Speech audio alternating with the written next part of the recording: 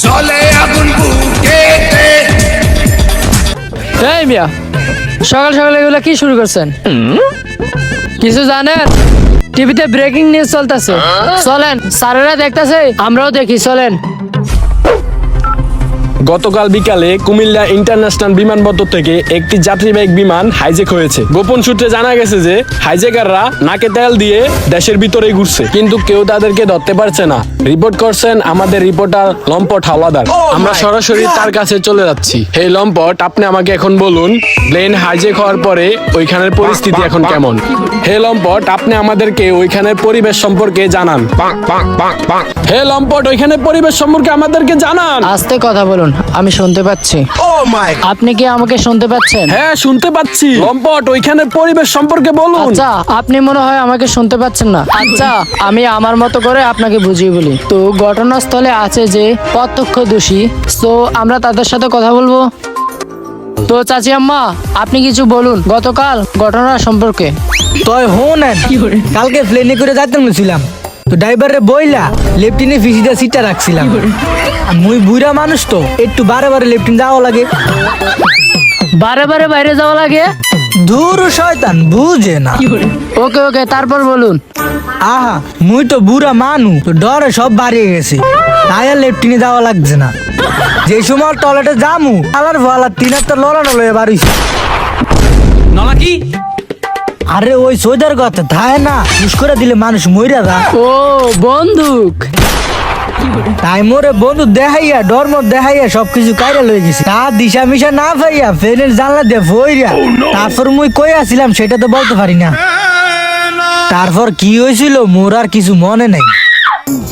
তো চাচি আম্মা, আপনাকে অসংখ্য অসংখ্য ধন্যবাদ। তো আপনি এখন আসতে পারেন। তো দর্শক বিন্দু, আপনারা শুনলেন বিস্তারিত। লম্পট হাওলাদার, বুয়া টিভি, কুমিল্লা। দয়া, Yes, sir. অভিজিৎ, আমাদের যেভাবে হোক জানতে হবে যে বিমানটি হাইজ্যাক হলো কিভাবে, এবং আমাদেরকে যেভাবে হোক হাইজ্যাকারদেরকে বের করতে হবে। কিন্তু স্যার, আমাদের কাছে তো কোনো প্রমাণ নাই, তাহলে আমরা কিভাবে হাইজ্যাকারদেরকে ধরবো? হ্যাঁ, সেক্ষেত্রে আমাদের প্রত্যক্ষ দোষীদের কাছে গিয়ে জিজ্ঞাসাবাদ করতে হবে।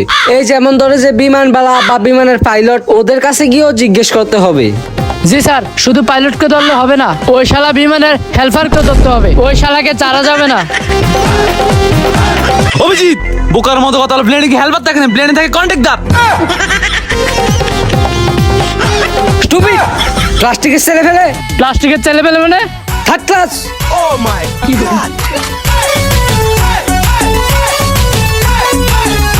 ওই দেখ না ও রসিয়া যাই রে মনে পুড়িয়া প্রেমের আগুন জ্বলে বুকে দ্বিগুণ। করে বুরু হুরু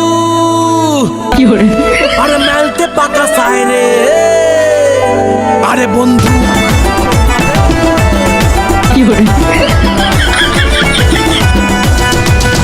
আজ আমার মনটাতে তাই পেখম তুইলা নাচে রে। আজ আমার মনটাতে তাই পেখম তুইলা নাচে রে। আজ আমার মনটাতে তাই পেখম তুইলা নাচে রে।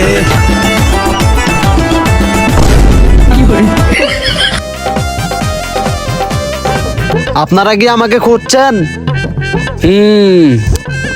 আপনি কি সেই প্লেন হাইজ্যাক হওয়া পাইলট? থামুন, বলেন সাবেক পাইলট। কিন্তু আমি কিছুই জানি না। ও আচ্ছা, বুঝলাম আপনি কিছুই জানেন না। তাহলে আপনার পাটা কিভাবে ভাঙলো? বিমান হাইজ্যাক হওয়ার সময় তো আমি তো প্যারাশুট দিয়ে জানালা দিয়ে লাফ দিয়েছিলাম। ও, কিন্তু প্যারাশুট দিয়ে নামলে তো আরামে নামা যায়, তাহলে আপনার পা ভাঙলো কিভাবে? ঠিক বলেছে অভিজিৎ। আমি তো প্যারাশুট ভেবে ইঞ্জিনিয়ারের লুঙ্গি নিয়ে লাফ দিয়ে পড়েছিলাম। তারপর ইঞ্জিনিয়ার হয়ে গেল ল্যাংটা আর আমি হয়ে গেলাম ল্যাংরা। আচ্ছা আচ্ছা, ঠিক আছে ঠিক আছে, আপনি এখন আসতে পারেন। আবার সময় হলে ডেকে নিব, যান।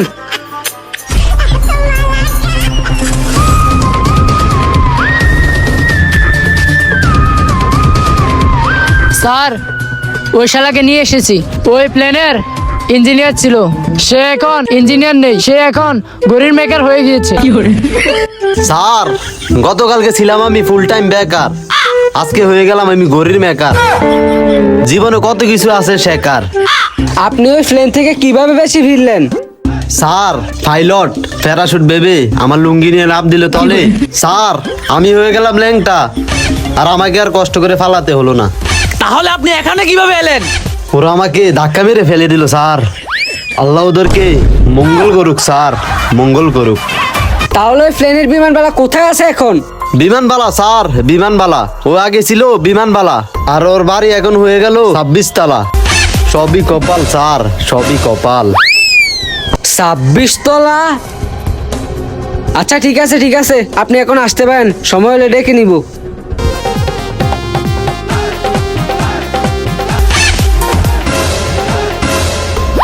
স্যার এই বিমানবালার বাড়ি 26 তলা কিভাবে হলো?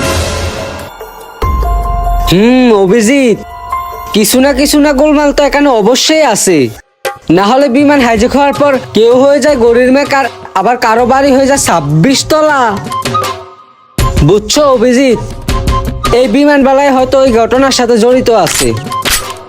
চলো ওই বিমানবালার বাড়িতে গিয়া ঘেরাও করি, তাহলে আমরা এই কেসের সমাধান করতে পারবো। চলো অভিজিৎ, তাড়াতাড়ি চলো।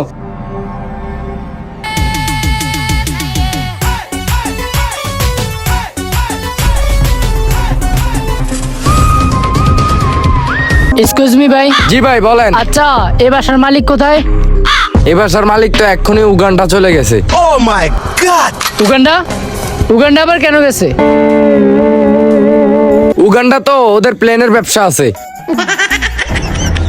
বুঝছো অভিজিৎ, এক্ষুনি আমাদের এয়ারপোর্ট যেতে হবে, না হলে হাতছাড়া হয়ে যাবে। চলো চলো চলো।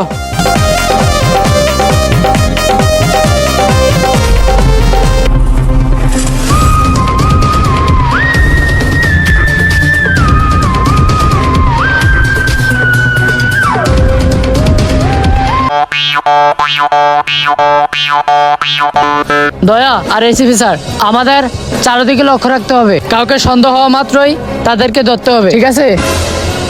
অপেক্ষা করো।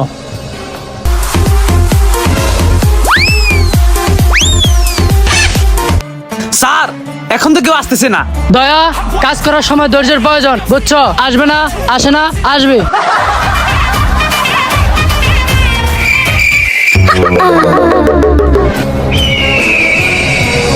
স্যার এই তিনজনকে তো সন্দেহজনক মনে হইতেছে।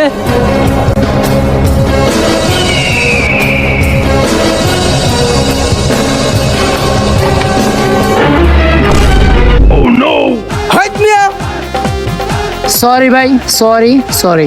এই মিয়া, চিনেন আপনি আমাদেরকে? এই চুপ চুপ চুপ চুপ চুপ চুপ। হে মিয়া, চিনেন আমাদেরকে আপনি? আমরা 30 দিনে 37 বার প্লেনে ল্যান্ড করি। মাথা খারাপ হয়েছে আপনাদের?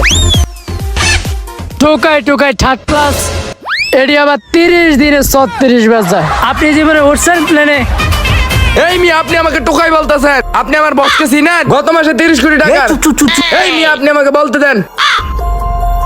গত মাসে আমার বস 30 কোটি টাকার প্লেন বিক্রি করছে। আরে অভিজিৎ, কারে কি বলো? এই আপনারা জানতো জান। গত মাসে 30 কোটি টাকার প্লেন বিক্রি করছে, তার মানে? তাহলে অভিজিৎ তুমি ওদেরকে যেতে দিলে আরে কেন? আপনি তো যেতে দিলেন।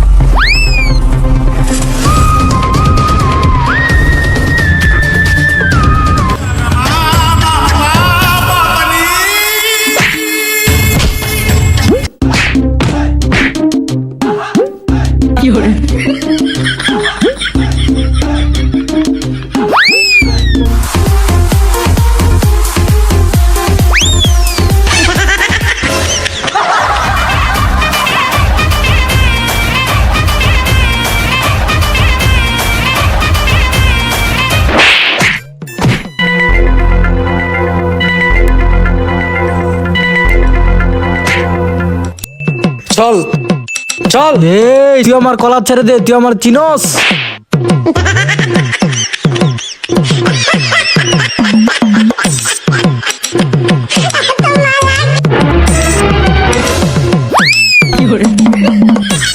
তোরা দেশের শত্রু, তোরা জনগণের শত্রু। তোরা আমাদের শত্রু। ওদের বিচার আদালত নয়, ওদের বিচার আমরাই করব।